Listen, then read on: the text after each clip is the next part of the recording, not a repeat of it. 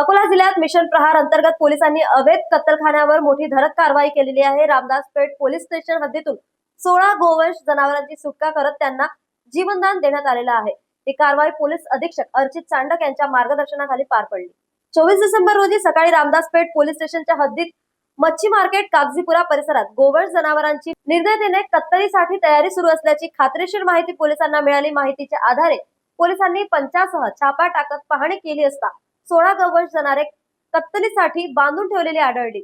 सदर जनावरे शेख मोबिन शेख मुमताज कुरेशी यांच्या मालकीची असल्याचे निष्पन्न झाले।